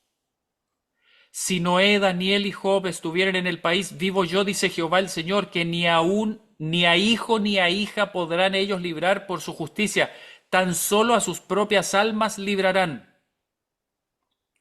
Ahora, mientras que nuestro gran sumo sacerdote está haciendo propiciación por nosotros, debemos tratar, ¿qué dice aquí? De llegar a la perfección en Cristo. ¿Cuándo? ¿En el tiempo de angustia? Ahora. Ahora, hermanos míos, antes de que se termine el tiempo de gracia. Mire lo que dice. Nuestro Salvador, y yo les invitaría a que guarden esta cita y la guarden como hueso santo. Mire lo que dice. Nuestro Salvador no pudo ser inducido a ceder a la tentación. Como dice aquí, por favor, perdonen que le haga leer, pero yo quiero que esto quede muy grabado en nuestras mentes. ¿Qué dice aquí? Nuestro Salvador no pudo ser inducido a ceder a la tentación, ni siquiera en pensamiento. Ni siquiera en pensamiento. Hermanos míos, por favor, miren, no se olviden de esto. Las personas que creen que vamos a seguir pecando hasta que Cristo venga, dicen, bueno, está bien, no vamos a hacer cosas malas, visibles, pero en nuestros pensamientos siempre estamos pecando. A ver, espérense un poco. Dice aquí que nuestro Salvador, Jesús, no pudo, les pido por favor que cuiden sus micrófonos para que nadie se desconcentre. ¿Ok? Ya, dice que nuestro Salvador no pudo ser inducido a ceder a la tentación ni siquiera en pensamiento. ¿Ok? Ese fue nuestro Salvador. Mire lo que dice. Satanás encuentra en los corazones humanos algún asidero en que hacerse firme. Es tal vez algún deseo pecaminoso que se acaricia, por medio del cual la tentación se fortalece. Pero Cristo declaró al hablar de sí mismo: viene el príncipe de este mundo, mas no tiene nada en mí. Satanás no pudo encontrar nada en el Hijo de Dios que le permitiese ganar la victoria. Cristo guardó los mandamientos de su Padre y no hubo en él ningún pecado de que Satanás pudiese sacar ventaja. Mire lo que dice ahora, por favor, que lo lea otra persona. ¿Quién lo quiere leer, por favor? Esta última parte. Yo, hermano Jairo. Léalo, por favor, hermana Araceli. Mandamientos de su Padre y no hubo en él ningún pecado de que Satanás pudiera sacar ventaja. Esta es la condición en que deben encontrarse los que han de poder subsistir en el tiempo de angustia. Amén. Es en esta vida donde debemos separarnos del pecado por la fe en la sangre expiatoria de Cristo. Qué bonito. Amén. Hermanos Amén. míos, la diferencia, voy a dejar de compartir. No se olviden, Conflicto de los siglos, capítulo 40, el tiempo de angustia, ahí están todas estas citas. Hermanos míos, el perfeccionista trata de ganarse el favor de Dios obedeciendo los mandamientos. En cambio, el verdadero Hijo de Dios le agradece a Dios por concederle la gracia suficiente para ser obediente a sus mandamientos. El verdadero Hijo de Dios no tiene nada que ganarse con Dios. El verdadero Hijo de Dios lo único que tiene en su corazón es gratitud a Dios por lo que le ha dado. Amén. Nosotros no tenemos nada que ganar, hermanos míos, no tenemos nada que ganar con nuestros esfuerzos. Nuestros esfuerzos son solamente para que no perdamos lo que Dios nos ha dado ya. En la sangre preciosa de Jesús está la vida. Y si nosotros recibimos por la fe su sangre preciosa, su justicia, su vida, su gracia, si nosotros recibimos su carácter en nosotros, hermanos míos, nosotros seremos guardados por su espíritu, por su carácter de pecar. Amén. Y nosotros no, esa es la razón por la que nosotros le vamos a dar gracias eternamente a nuestro Señor Jesús.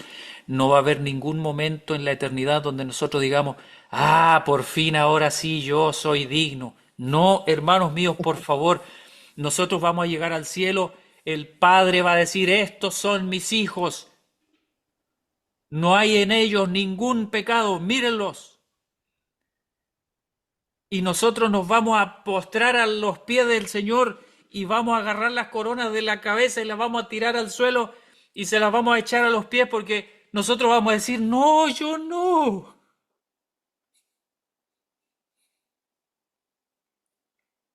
Esa es la diferencia con el perfeccionista. Esa es la diferencia. El perfeccionista se cree perfecto. O cree que tiene que ser perfecto para que Dios lo acepte. En cambio nosotros, hermanos, creemos que Dios nos da la perfección de su Hijo. y nosotros tenemos que recibirla por la fe. Es un regalo, no es una moneda de cambio, es un regalo. Y si usted no se lo recibe al Señor, usted lamentablemente no va a resistir la prueba del tiempo de angustia.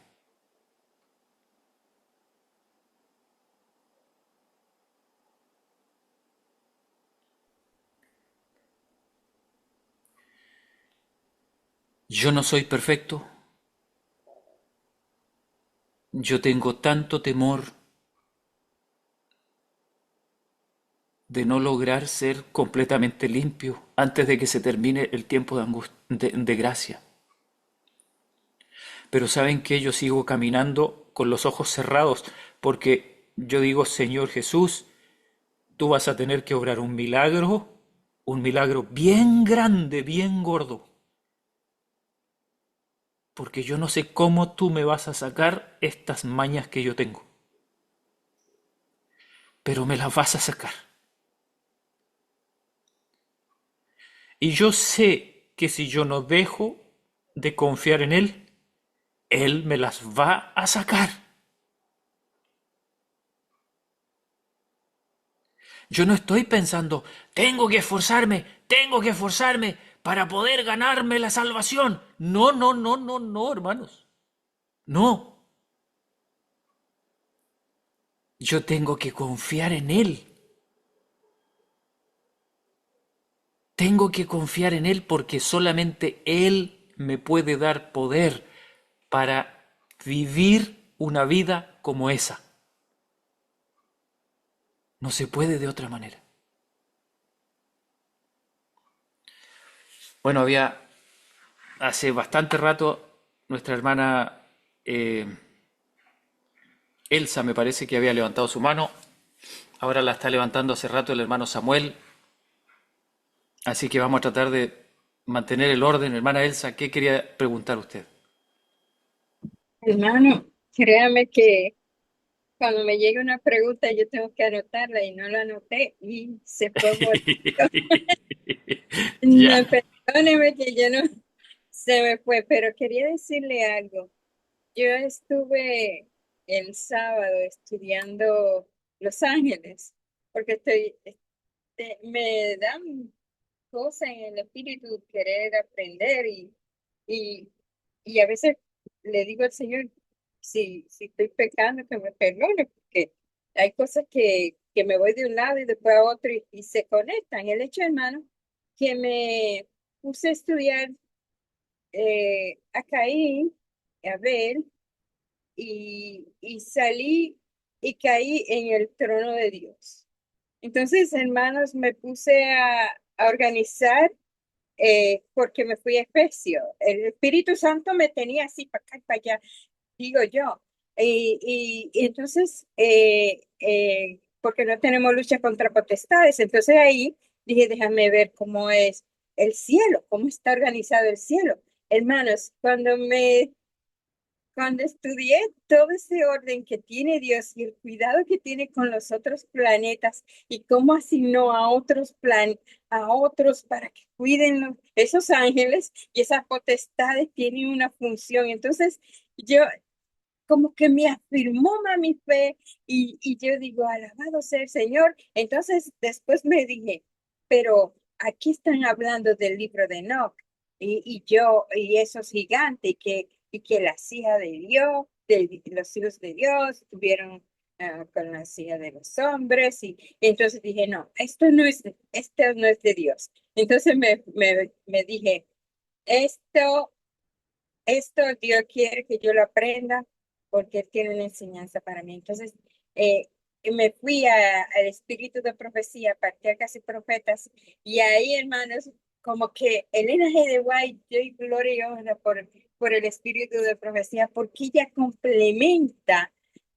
como las dudas, el hambre que uno tiene de la palabra y de lo que uno está estudiando y uno encuentra ahí. Entonces, cuando estudié porque lo puse en audio mientras estoy haciendo algo, lo puse y entonces me puse a anotar y cuando dice de el libro de Noé y de cómo Satanás nos tienta a nosotros como tentó a los ángeles del cielo. Entonces, yo digo, la victoria está ya ganada, ya nosotros tenemos esa parte vencida, entonces lo que nos falta es nuestro carácter.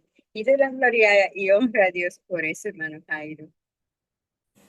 Amén, amén, hermanos míos. Nosotros siempre debemos mirar nuestro deber como un don de Dios, como un privilegio, no como una carga, nunca, jamás como una carga. Hermanos, cuando el Señor nos dice, yo quiero que ustedes sean perfectos, hermanos, ¿cómo lo siente usted? ¿Como una carga? ¿O como un privilegio? Uy, si Dios quiere eso para mí, yo también lo quiero, ¿o no? ¿O usted no quiere verse libre del pecado algún día? ¿Quiere usted eso o no lo quiere? Hermanos míos, si Dios nos ofrece algo, recibámoselo con ganas. No nos pongamos a pensar, pero es que es muy difícil, no, pero es que yo tengo una naturaleza caída, no, pero es que, hermanos, yo tengo una infinidad de citas que dicen que en la naturaleza que nosotros tenemos, el Señor Jesucristo se mantuvo limpio del pecado. Y dicen esas citas que asimismo podemos hacer nosotros si estamos totalmente llenos del Espíritu de Cristo. Hermano Samuel, adelante. Buenas noches, hermano Jairo. Buenas noches. Un gusto saludarle y, bueno, de un tiempo comentando un poco también aquí, bueno, acerca de lo que hemos estudiado y, bueno, me gustaría compartir algo que usted mencionó y corroborarlo, quizá ampliarlo de una manera un poquito más profunda, ¿no? Cuando hablamos del hecho de que Cristo no pecó ni siquiera en pensamiento, muchas veces podemos decir, sí, está bonita la idea, pero no tenemos idea la profundidad eh, de la que estamos hablando. Y esto es más para mí que para ustedes, y yo sé que cada uno de nosotros debemos meditar en esto. Y para ello tengo dos textos, sería Mateo 5:27, rápidamente lo leo, y el 28 más. Dice lo siguiente, versión Reina Valera 1909. Oísteis que fue dicho, no adulterarás, dice Cristo. 28. Mas yo os digo que cualquiera que mira a una mujer para codiciarla, ya adulteró con ella en su corazón. ¿No? Si nosotros entendemos los 10 mandamientos, sabemos, yéndonos a los mandamientos del hombre, ¿no? Los 6 últimos, no matar, no hablar falso testimonio, no cometer adulterio, todo eso lo sabemos. Es más, todo esto es sancionado por ley. O, o, o no me digan que el matar o el robar, ¿no? O el cometer adulterio no es sancionado por ley. Por supuesto que sí. Pero hay una cosa que no es sancionada nunca por la ley. Y es el último mandamiento. Es el 10º mandamiento. Y ahora, ¿cuál es el 10º mandamiento? Para mí, el 10º mandamiento es el mandamiento más ignorado de todos. Y está, disculpen si le digo de esta manera, está al mismo nivel que el 4º mandamiento. Si en la primera tabla el 4º mandamiento es el mandamiento más importante, y de hecho es el mandamiento más importante de toda la ley de Dios, en la segunda tabla el mandamiento más importante de todos es el 10º. Porque Cristo lo dijo, tú no necesitas asesinar para que se te condene. El solo haber pensado en hacerlo ya te condena. Tú no necesitas adulterar con una mujer para ser condenado. el solo pensarlo ya te condena. Entonces, Cristo, ¿a qué nivel cortaba el pecado? Cortaba al nivel del pensamiento. Yo te pregunto, si tú ya no tienes más pensamientos, eh, ¿no? No matar, no adulterar, no hablar falso testimonio, ¿podrás llevarlo a cabo en la acción? Pues no tiene ninguna lógica. Primero, antes de hacer algo, lo piensas y después del pensamiento va a la acción. Ahora, claro, una primera manera de andar en la vida cristiana es dejar de hacer estas cosas, sí, pero la santificación viene a nivel del pensamiento. La verdadera lucha cósmica, la verdadera batalla, el verdadero conflicto de los siglos no está afuera, está en nuestra mente. Eso es. Y el segundo texto es el siguiente, Romanos 7:7. Acá habla el apóstol Pablo, y refiriéndose exactamente a lo mismo. Dice, ¿qué pues diremos? ¿La ley es pecado? En ninguna manera. Dice, empero, estoy leyendo la versión 1909, yo no conocí el pecado sino por la ley. Está hablando el pecado, ¿no? Porque tampoco conociera la concupiscencia si la ley no dijera, y acá podía haber agarrado cualquier mandamiento, pero agarra el 10º mandamiento.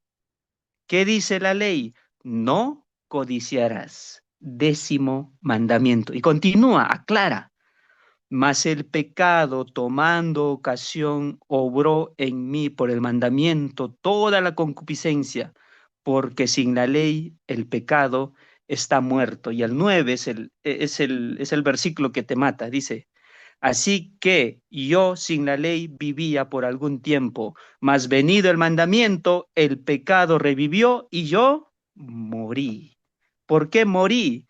Porque me di cuenta que era pecador. ¿Por qué? Porque pecaba en pensamiento. ¿Qué les parece? Esto es para mí un gran descubrimiento, ¿sí? Y también es algo interesante. Cuando nosotros hablamos del número 10 en la Biblia, de acuerdo a mi manera de ver, ¿no? Me gusta bastante esto de los números, la matemática y este tipo de cosas, pues el número 10 en la Biblia siempre significa totalidad. Los 10 reinos, los 10 cuernos, ¿no? Los 10 mandamientos, igualmente significa todo. Para ser capaz de guardar toda la ley, el mandamiento que resume todo es el 10º. El mandamiento que nos dice, no pecarás en pensamiento. Cristo cumplió todos los mandamientos porque cortó el pecado al nivel del pensamiento. Y por eso, ninguna ley humana te va a juzgar. Nadie en el mundo es condenado por pensar, pero Dios sí puede juzgar. Así que ahí dejo mi comentario. Gracias, hermano. Muchas gracias. Gracias, hermano Samuel. Bien. Verdaderamente, mire, a mí antes, yo les voy a confesar esto.